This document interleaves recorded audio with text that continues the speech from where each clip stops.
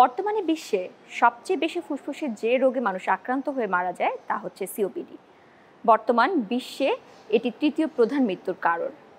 প্রিয় দর্শক, Bangladesh lung foundation এবং রেনারা ফার্মাসিউটিক্যালস লিমিটেড নিবেদিত আরোগ্য নিকেতন নির্মল শ্বাসে আজকে আমাদের আলোচনার বিষয় হচ্ছে সিওপিডি, এর কারণ, করণীয় ও প্রতিকার। আজকে আমাদের সাথে আছেন দুজন বিখ্যাত বক্ষব্যাধি বিশেষজ্ঞ। আমাদের সাথে আছেন অধ্যাপক ডাক্তার মোস্তাফিজুর রহমান, প্রাক্তন পরিচালক, জাতীয় বক্ষব্যাধি ইনস্টিটিউট ও হাসপাতাল এবং vice president Bangladesh lung foundation. আমাদের সাথে আছেন ডাক্তার মনির হোসেন, সহযোগী অধ্যাপক, শাহাবুদ্দিন মেডিকেল কলেজ ও হাসপাতাল। আমাদের এই অনুষ্ঠানে স্বাগত জানাচ্ছি। প্রথমে একটু জানতে চাই স্যার আপনার কাছে, সিওপিডি নিয়ে আমরা অনেক কথা বলি, কিন্তু সাধারণ মানুষ যদিও এই রোগে আক্রান্ত হচ্ছে, রোগীরা জানে না সিওপিডি কি, বা যখন আমরা বলি যে সিওপিডিতে আক্রান্ত হয়েছে বুঝতে পারে না। তাই প্রথমে একটু জানতে চাই এই সিওপিডি রোগটি কি এবং কেন এই রোগটি হচ্ছে। সিওপিডি এর পুরো নাম যদি আমি বলি ক্রনিক অবস্ট্রাকটিভ পালমোনারি ডিজিজ। এটা ফুসফুসের একটা হেটেরোজেনাস কন্ডিশন। এতে ফুসফুসের শ্বাসনালীর শেষ ভাগ, যেটাকে আমরা বঙ্কাস এবং বঙ্কিওল বলি, এখানে ক্রনিক ইনফ্লামেশন বা প্রদাহের ফলে বঙ্কাইটিস এবং বঙ্কোলাইটিস হয়, যার ফলে এবং রিপিটেড বঙ্কাইটিস এবং বঙ্কোলাইটিসের জন্য ফুসফুসের শ্বাসনালীগুলি সংকুচিত হয়ে পড়ে, যাকে সেই জন্য আমরা এটাকে অনেক অবস্ট্রাকটিভ এয়ারওয়ে ডিজিজ বলি। আর আমরা জানি অ্যালভিউলাই, ফুসফুসে যেখানে গ্যাসিয়াস এক্সচেঞ্জ হয়, এই অ্যালভিউলাইগুলি ডিস্ট্রাকশন হয়ে ডিস্টার্টেড হয়ে এবং ডাইলেটেড হয়ে যায়, যার ফলে এখানে এয়ার ট্র্যাপড হয়ে থাকে এবং যাকে আমরা এক কথায় যদি বলি হাইপার ইনফ্লেশন অফ লাং বলি।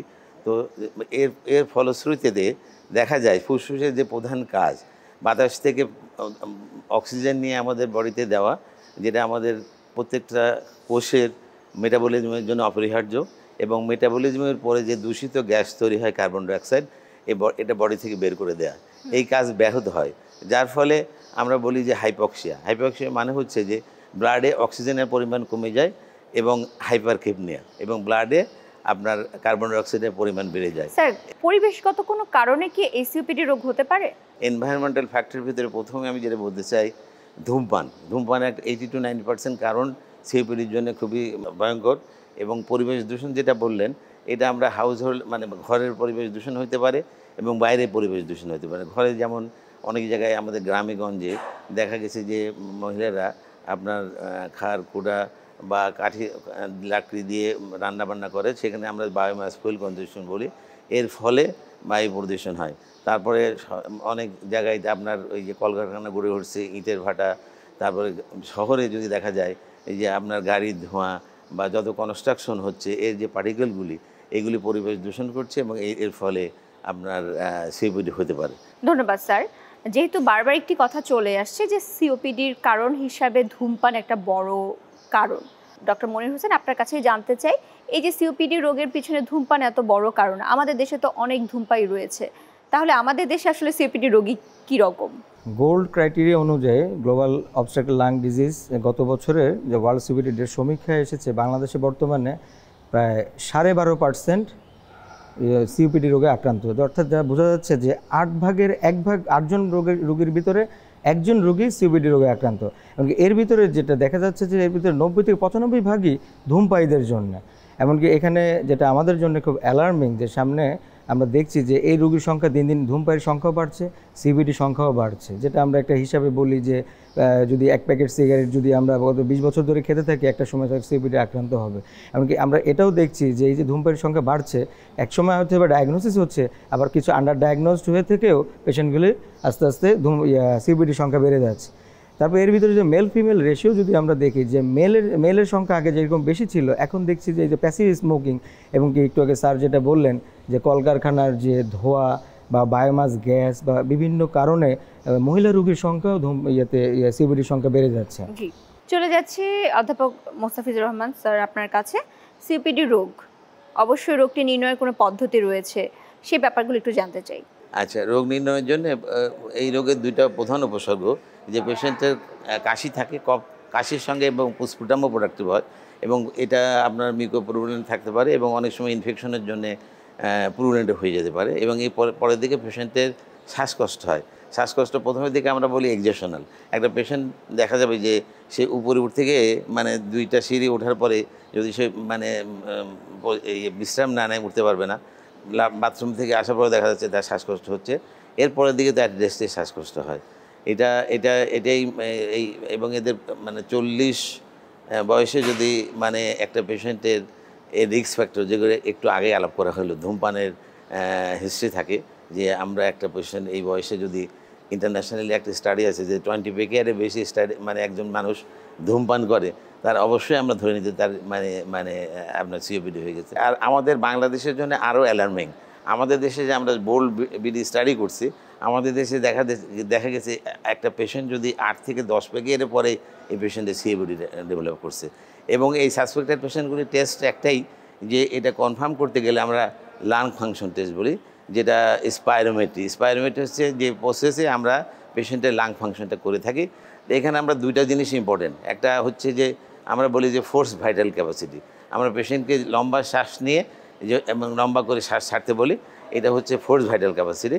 আর একটা হচ্ছে যে FEV1 বলি, force expiratory volume in first second, মানে ফোর্স ভাইটাল ক্যাপাসিটির প্রথম সেকেন্ডে কতটুকু বাতাস বের করতে পারলো।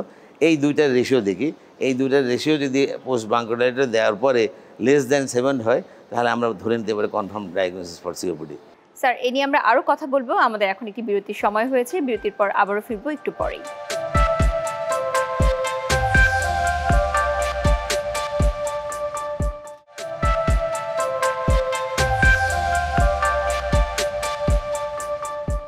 ডক্টর মনির হোসেন, আপনার কাছে জানতে চাচ্ছি, এই সিওপিডি রোগ নির্ণয় করা হলো বিভিন্নভাবে, এবং তারপরেই তো আসে সবচেয়ে গুরুত্বপূর্ণ বিষয়টি, তা হচ্ছে চিকিৎসা। সেই চিকিৎসা ব্যবস্থা নিয়ে একটু জানতে চাই।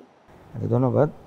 সিওপিডি চিকিৎসার কয়েকটি ধাপ আছে। একটি হচ্ছে আমরা বলি যে ওষুধপত্র সেবনের মধ্যে যে ফার্মাকোলজিক্যাল, একটি হচ্ছে ওষুধপত্র ছাড়া যেমন খাদ্যাভ্যাস বা ব্যায়ামের মধ্যে নন ফার্মাকোলজিক্যাল, আরেকটা প্রতিষেধকের মাধ্যমে। তো সাধারণত দেখা যায় যে সিওপিডি রোগটা অ্যাকচুয়ালি নিরাময়যোগ্য রোগ না, এটা একটা নিয়ন্ত্রণযোগ্য রোগ। তো সেক্ষেত্রে দেখা যায় যে যখন এই স্যার একটু আগে বলছিলেন যে মাঝে মাঝে দেখা যায় যে রোগের প্রাদুর্ভাব বেড়ে যায়, জ্বর, ঠান্ডা, কাশি, শ্লেষ সেগুলি বেড়ে যায়, অক্সিজেন কমতে শুরু করে, সেক্ষেত্রে পেশেন্টগুলিকে আমরা এই এক্সাজারবেশনের সিচুয়েশনে আমরা বলি হসপিটালাইজ করতে। সেখানে আমরা কিছু অ্যান্টিবায়োটিক থেকে শুরু করে বিভিন্ন ওষুধ দিই। এর ভিতরে একটা গুরুত্বপূর্ণ ওষুধ যেটা সাধারণত আমাদের ব্রঙ্কোডাইলেটর এবং কি আমাদের শ্বাসকষ্টের জায়গায় এই কিছুটা নিয়ন্ত্রণে নিয়ে আসে, সেটা আমরা ওই যে ইনহেলার বলি। এখন নতুন যে ইনহেলার এসছে, যে আমাদের একটা ইনহেলারের ভিতরে 3টা কম্বিনেশন দিয়ে আমরা এটা ইউজ করি, সেটা এখন বেশ ভালো একটা সাড়া দিচ্ছে সিওপিডি পেশেন্টদের। এছাড়া আরও কিছু ওষুধ আমরা সিওপিডিতে ব্যবহার করে থাকি।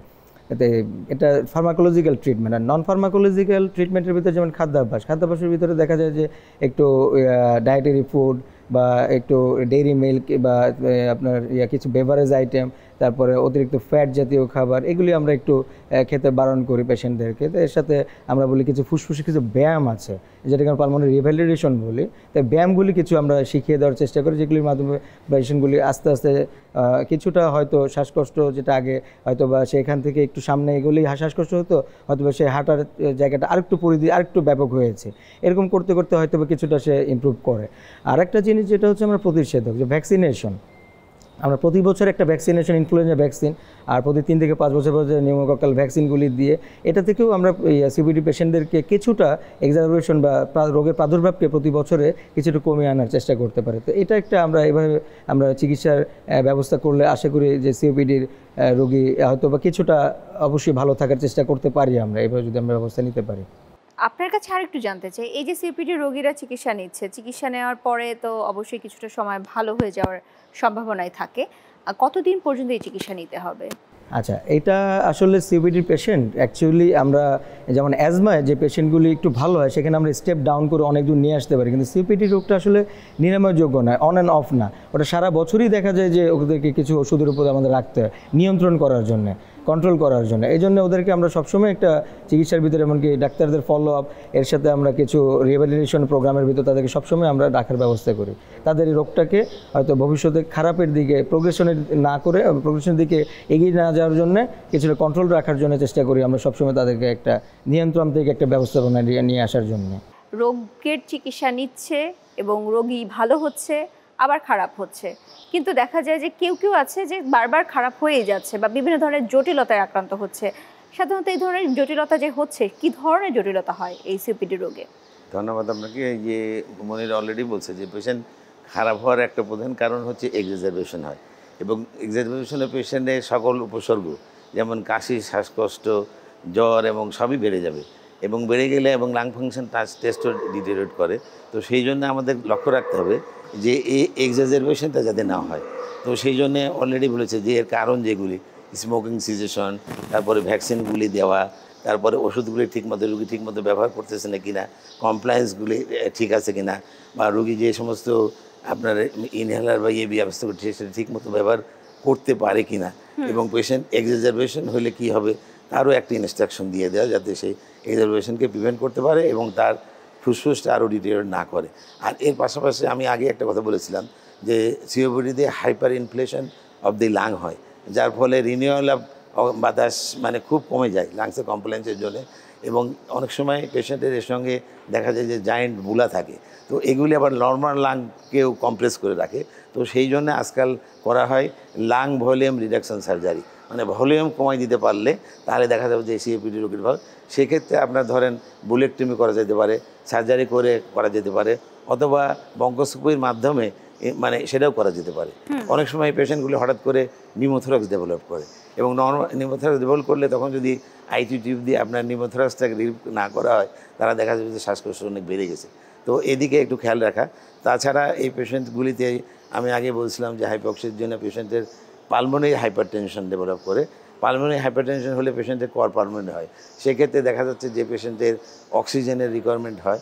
তো আমরা এদিকে বলি যে এটা একটা চিকিৎসা। অনেকে মনে করে শ্বাসকষ্ট হলে শুধু অক্সিজেন দিবে, তা না, কিন্তু long term oxygen therapy 2 litre per minute daily for daily 14 থেকে 15 ঘন্টা করে আপনার 30 থেকে 40 দিন দিতে হবে। যদি একটা পেশেন্টের পালমোনারি হাইপারটেনশন থাকে, দ্যাট প্রিভেন্টস ওই পেশেন্টের কর পালমোনারি হইতে প্রিভেন্ট করবে। তো এটা একটা ইম্পর্টেন্ট। পেশেন্টের কর্মনের হাইপারটেনশন হলেও আপনাকে লং টার্ম অক্সিজেন থেরাপি দিতে হয়। আর তাছাড়া যে আমি আরেকটা কথা বলেছিলাম যে হাইপার কেপনিয়া হইতে পারে, সেক্ষেত্রে অ্যালভিওলার ভেন্টিলেশন বাড়ানোর জন্য এনআইভি, নন ইনভেসিভ ভেন্টিলেশন, যেটা বাইপ্যাপ ইউজ করতে হতে পেশেন্টকে, এবং পেশেন্টকে শিখিয়ে দিলে সে কিন্তু বাসাতেই, আমার অনেক পেশেন্ট আছে বাসাতেই সে বাইপ্যাপ মেশিন ইউজ করে, এবং এইভাবে সে ভালো থাকতে পারে। ধন্যবাদ স্যার। আবার একটি বিরতির সময় হয়েছে, ফিরবো একটু পরেই।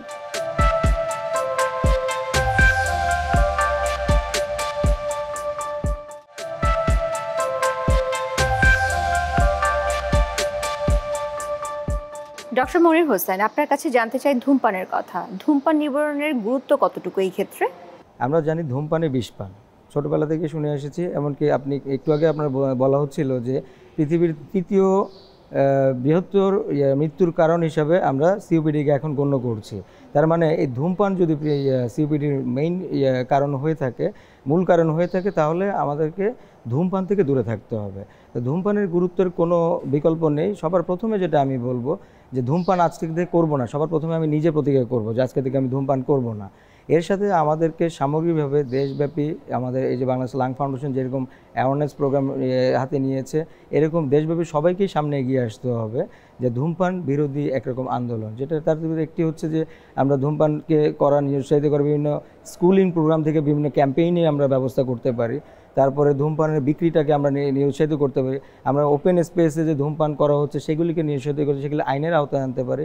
তো এইভাবে বিভিন্নভাবে যদি আমরা ধূমপানকে নিরুৎসাহিত করতে পারি, আমার মনে হয় যেন যে, বা আমরা মনে করতে পারি যে ধূমপান আস্তে আস্তে আস্তে আস্তে একসময় একটা জিরো পর্যায়ে চলে আসবে।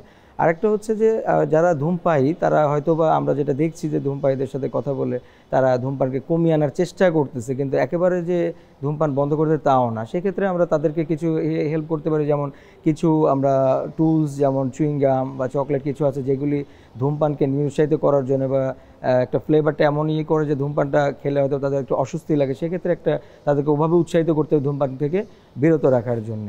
আর এছাড়া যেটা আরেকটা হচ্ছে যে আমরা ফিল্ম বা নাটিকা বা এর মাধ্যমে একটা সোসাইটিতে একটা অ্যাওয়ারনেস ডেভেলপ করতে পারি যে ধূমপানে কীভাবে মৃত্যু হচ্ছে, বা তার ফ্যামিলি বা অন্য কারো আমরা কোনো পেশেন্ট দিয়ে বা তাকে সরাসরি তাকে একটা আমরা দেখাতে পারি যে দেখেন এই পেশেন্টগুলিকে আমরা আজকে তারা এই পর্যায়ে ছিল, এখন দেখেন এখন তাদের মৃত্যুর কারণ হচ্ছে তাদের এই ধূমপান থেকে ব্রঙ্কিওজেনিক কার্সিনোমা বা ফুসফুসের ক্যান্সার রোগে আজকে রোগীটা হয়তো বা মৃত্যুর কোলে ঢলে পড়ছে। তো এইরকমভাবে যদি চারদিক থেকে আমরা সবাই একটা অ্যাওয়ারনেস প্রোগ্রাম যদি ডেভেলপ করতে পারি, আমার মনে হয় ধূমপানে আমরা অবশ্যই কমাতে পারবো। অ্যাজ ওয়েল এজ আমি মনে করি যে আমাদের বিশ্বের সিওপিডি রোগীর সংখ্যা এবং তার সাথে মৃত্যুর ঝুঁকি অনেক কমে যাবে বলে মনে করি। তার মানে সামগ্রিক প্রচেষ্টা এক্ষেত্রে খুব বড় একটা অবশ্যই রোল বড় প্লে রোল, করছে। আমরা অনুষ্ঠানের একদম শেষ পর্যায়ে চলে এসেছি। অধ্যাপক ডাক্তার মোস্তাফিজুর রহমান স্যার, আপনার কাছে আমাদের দর্শকের উদ্দেশ্যে মেসেজটা নিতে চাই সংক্ষেপে। সিওপিডির ক্ষেত্রে আমরা আগেই আলোচনা করেছি রিস্ক ফ্যাক্টর যেটা, এগুলিকে অবশ্যই পরিহার করতে হবে, যেমন স্মোকিং, বায়োমাস ফুয়েল কনজিউশন এবং পলিউশন, জলবায়ু দূষণ পরিবেশন করা। এবং এর পাশাপাশি আমরা আরেকটা ওষুধ আমরা ব্যবহার করব, যেটা ডক্টর মনির অলরেডি বলছে, যে আমরা অ্যাজমাতে কিন্তু অ্যাজমাকে একটু শ্বাস করি, অ্যাজমাতে কিন্তু আমরা ফ্রম দি ভেরি বিগিনিং থেকে আমরা স্টেরয়েড ইউজ করি, আইসিএস, ইনহেল কর্টিকোস্টেরয়েড। কিন্তু সিওপিডির ক্ষেত্রে একটু পার্থক্য, কারণ সিওপিডি যদি প্রথম থেকে আমরা স্টেরয়েড ইউজ করি তাহলে দেখা যাচ্ছে অসুখ কন্ট্রোল থাকে ভালো, কিন্তু এই পেশেন্টগুলো রিকারেন্ট ইনফেকশন এবং নিউমোনিয়ার জন্য পেশেন্ট মারা যায়। তো সিওপিডির ক্ষেত্রে আমাদের বেস্ট চয়েস হচ্ছে যে গোল্ডের যে গাইডলাইন অনুসারে যে ক্লাসিফিকেশনে এ বি ই গ্রুপ আছে, এই ফর্মেটে আমাদের প্রথম থেকেই আমরা বঙ্কোডাইলেটর, যেমন লাভা এবং লামা, লং অ্যাক্টিং বেটা-2 অ্যাগনিস্ট এবং লং অ্যাক্টিং অ্যান্টিকোলিনজেক গ্রুপের ড্রাগটা ইউজ করব। দুটো একসঙ্গে করলে সুবিধা হচ্ছে এই দুইটা ড্রাগের আপনার মোড অফ অ্যাকশন এবং সাইড অফ অ্যাকশন ডিফারেন্ট থাকার দরুন মানে মানে খুব কম ডোজে এফেক্টিভ রেজাল্ট পাওয়া যায়। ইওসিনোফিলিক ইনফ্লামেশন এভিডেন্স থাকে বা পেশেন্টের অ্যাজমা হলে থাকে, সেই ক্ষেত্রে কিন্তু আমাদেরকে আইসিএস ইউজ করতে হবে। তো সেই ক্ষেত্রে triple therapy, that is lava, Lama এবং এর সঙ্গে আইসিএস ইউজ করব।